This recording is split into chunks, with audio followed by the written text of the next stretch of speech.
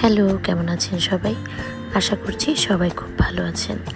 আজকে জগন্নাথ দেবের উল্টো রথযাত্রা, তো এর জন্য আমি ভগবানের নামে সামান্য একটু ভোগ দিয়েছিলাম, সেটাই আপনাদের সাথে শেয়ার করতে যাচ্ছি। তো প্রথমে আমি পায়েসের জন্য দুধ এবং চাল ধুয়ে পায়েসটা বসিয়ে দিলাম। তারপর সবজি খিচুড়ি প্রিপারেশন নিয়েছিলাম। আমি দুই চুলায় পাশাপাশি রান্না করছিলাম আর কি। তো এখানে আমি লুচির জন্য একটু ময়ম দিচ্ছিলাম। এটা আমি খুব টেনশনে ছিলাম, কারণ আমি প্রথম ভগবানকে লুচি দিলাম। আমি এর আগে অনেকবার ভোগ দিয়েছি, কিন্তু কখনোই লুচিটা দেওয়া হয়নি। তো এর মধ্যে আমার পায়েসটা হয়ে গিয়েছে।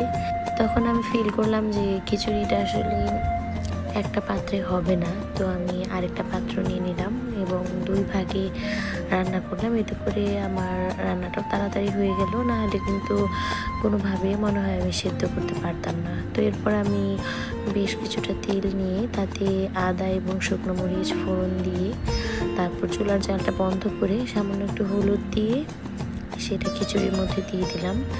এবার আমি ভাজা করব 5 রকমের ভাজি। আমি অনেকগুলো ভাজি কেটে নিয়েছি, তো এগুলো এখন একে একে ভেজে নেব। একটু বড় একটা পাত্র নিয়ে নিয়েছি ভাজার জন্য, তাহলে একসাথে অনেকগুলো করে ভাজা যাবে। এরপর আমি একটু চাটনি বানিয়েছিলাম, তো চাটনিটাও বানিয়ে নিচ্ছিলাম। সব কিছুই আমি নিজে হাতে করেছি। আমার খুব ভালো লাগে ভগবানের জন্য নিজে হাতে সামান্য কিছু যদি আমি করতে পারি। তো এই পাশে আমি চাটনি করছিলাম আর আরেক পাশে ভাজাভাজি করছিলাম আর কি।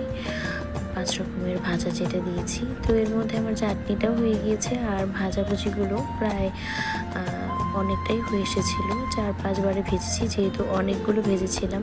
আমি একটা রান্না করতেছিলাম আর সেগুলো আমি রেডি করে ফেলতেছিলাম আর কি ভোগের পাত্রগুলোর মধ্যে, যাতে নাকি একটু ফ্যানের বাতাসে ঠান্ডা করে নিতে পারি। না হলে দেখা যায় যে ঠাকুরকে একদম গরম গরম খাবার তো দেওয়া যায় না। তো এখন আমি লুচি ভেজে নিয়েছিলাম, যেহেতু আমার বড়াগুলো ভেজে নেওয়া হয়ে গিয়েছে। তো আমি লুচিটা ভাজতে গিয়ে এত খুশি হচ্ছিলাম বারবার যে লুচিটা খুব সুন্দর ফুলতেছিল। আমি এটা আসলে একদম এক্সপেক্ট করি নাই।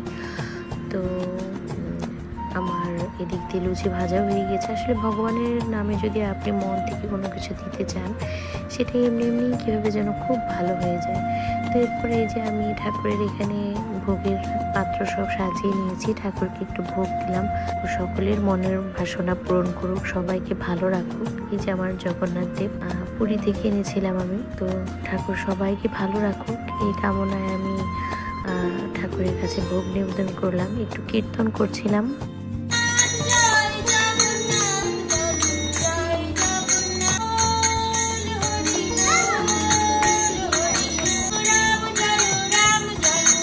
এরপর আমরা সবাই মিলে ভোগ দর্শন করছিলাম, আপনারাও ভোগ দর্শন করুন। তো এভাবে আমি আজকে ঠাকুরের জন্য সামান্য একটু ভোগ নিবেদন করলাম। আপনাদের কেমন লাগলো আমার এই আজকের ভিডিওটি অবশ্যই জানাবেন।